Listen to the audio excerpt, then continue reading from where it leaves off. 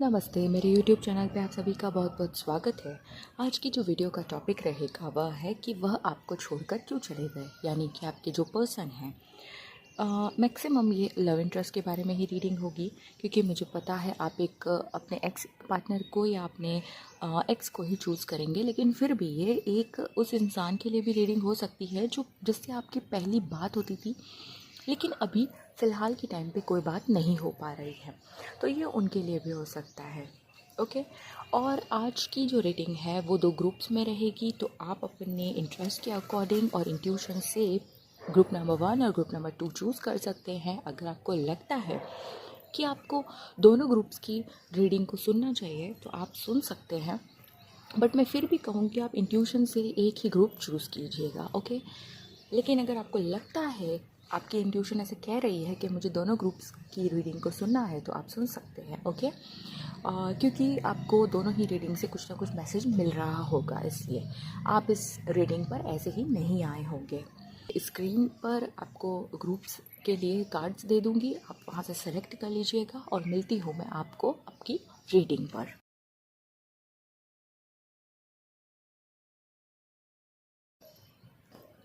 Group number 1, अगर यानी कि नाइट ऑफ पेंटिकल से आप अट्रैक्ट हुए हैं तो ये है आपकी रीडिंग। सबसे पहले हम आपकी करंट एनर्जी को चेक करेंगे। 1 जो है इस समय किस एनर्जी में है। Page of cups,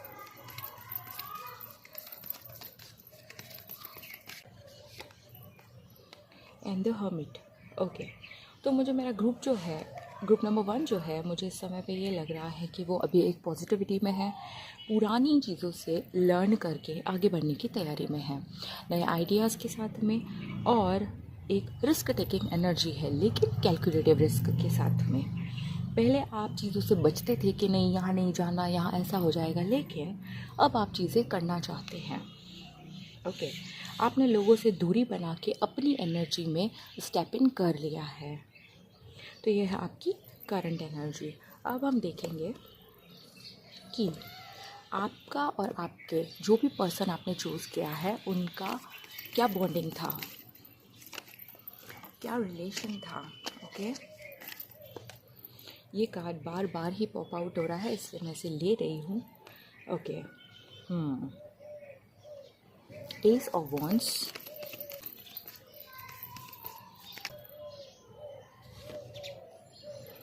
seven of wands,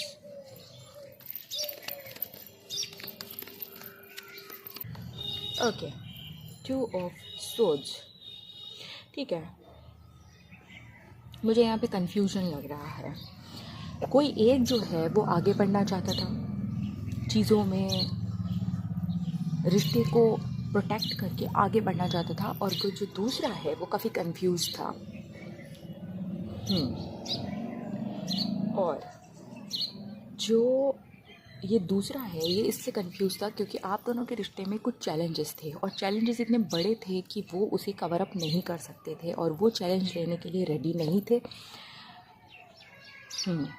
लेकिन आप जो हैं, आप रिश्ते में आगे देख रहे थे, आप इस रिश्ते को एक परफेक्ट रिश्ता बनाना चाहते थे। ये लव इंटरेस्ट के लिए ही है, या आपका रिश्ता एक लव रिलेशनशिप होता आपकी नज़र में, और उनकी तरफ से ये चीज़ों को उन्होंने आने नहीं दिया है, या इन चीज़ों पे चैलेंजेस को देखकर वो पीछे हट गए।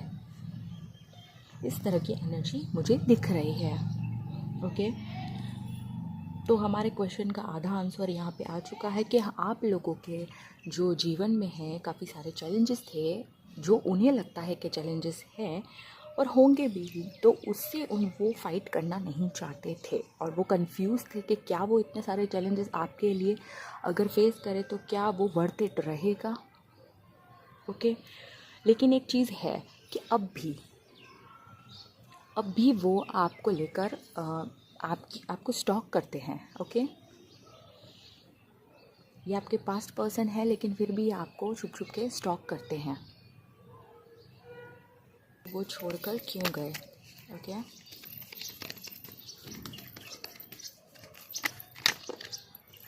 अगेन 2 कार्ड्स, हमारे क्वेश्चन का आंसर क्योंकि हमें मिल ही चुका है कि वो चैलेंज से घबरा चुके थे, इसलिए मैं सिर्फ एक कार्ड देखना चाहूँगी।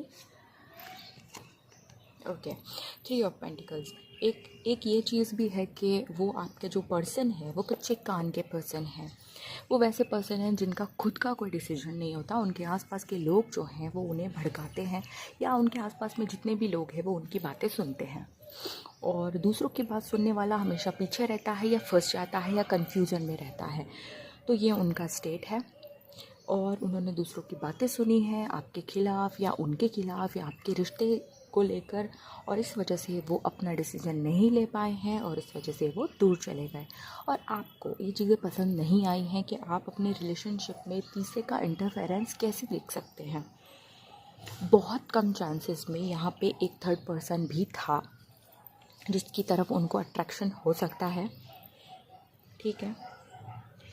तो हमारे पास में सारे रीज़न्स आ गए हैं कि किसी की तरफ अट्रैक्शन भी हो सकता है, जो कि बहुत कम परसेंटेज के लिए मैं कह रही हूँ, लेकिन मेजॉरिटी ये है कि वो चैलेंजेस से और लोगों की बातों को सुनकर पीछे हटे हैं।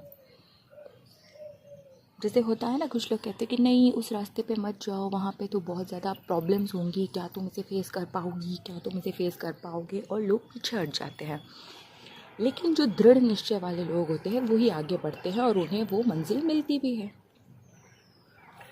ओके, तो ये थी ग्रुप नंबर 1 आपकी रीडिंग, और आपको कैसी लगी आप ज़रूर बताइएगा। मिलते हैं नेक्स्ट वीडियो में, तब तक के लिए बाय।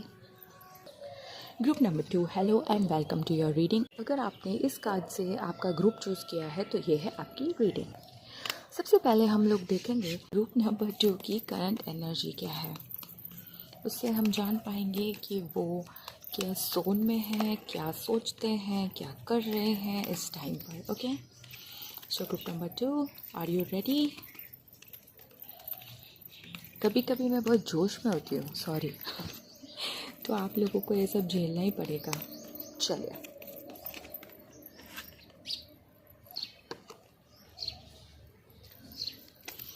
ग्रुप नंबर 2 की करंट एनर्जी क्या है?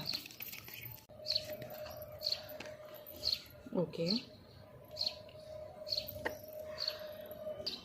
ग्रुप नंबर 2 की एनर्जी के बारे में मैं ये कहना चाहूँगी कि आपका जो मास्टर कार्ड है वो भी एक हैवी एनर्जी को कैरी कर रहा है, और 10 of swords is also a heavy energy. Okay, तो 9 एंड 10 दोनों ही कार्ड्स आए हैं, तो मैं ये कह सकती हूँ फॉर श्योर कि आपकी लाइफ में कुछ ना कुछ एंड हुआ है।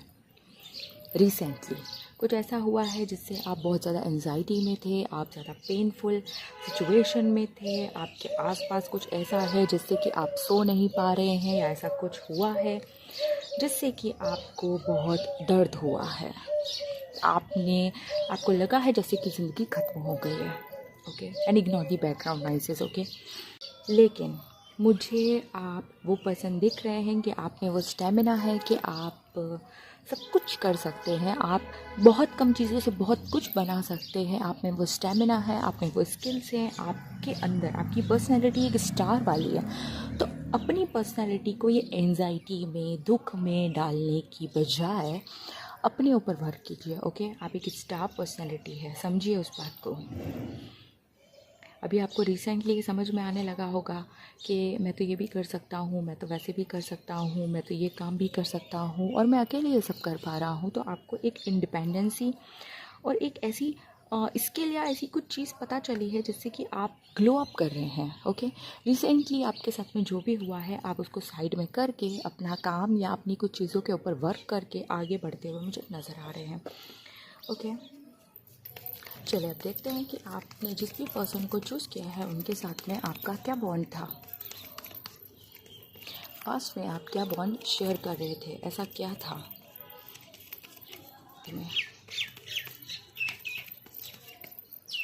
Okay, page of wands, 2 of wands,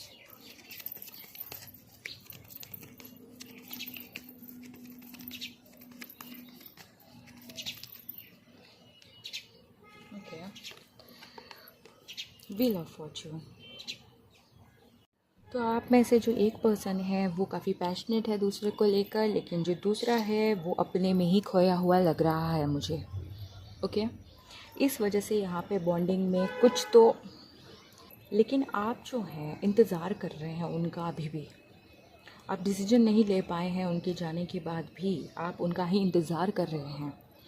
situation कुछ इस तरह की है कि वो तो अपनी लाइफ में आगे बढ़ गए हैं, लेकिन आप जो हैं अभी भी उनके ही ख्यालों में खोए हुए हैं। तो यहाँ पे मुझे एक तरफ़ा प्यार ज़्यादा दिख रहा है। ओके, वो आपको इतना नहीं पसंद करते हैं जितना आप उन्हें पसंद करते हैं। वो इतना इन्वॉल्व ही नहीं रहे हैं जितना आप रहे हैं। ओके, चलिए अब देखते हैं कि वो आपसे दूर क्यों गए। देखिए, एक आंसर तो देखिए क्लियर सा हमें मिल गया है कि वो आप में इतना इन्वॉल्व नहीं थे, इस वजह से चले गए वो। आप ज़्यादा सीरियस लग रहे हैं मुझे उनके लिए। फिर भी मैं एक कार्ड देखना चाहूँगी कि आपसे वो दूर क्यों गए। ओके, तो वो आपसे दूर इसलिए गए हैं क्योंकि आप जो हैं, आपके साथ में वो इतना फ्रीडम फील नहीं कर पा रहे हैं। आप मुझे वो पर्सन लग रहे हैं जो उनके आसपास ही दिन भर मंडराते होंगे, और इस वजह से वो आपसे दूर रहना पसंद कर रहे थे,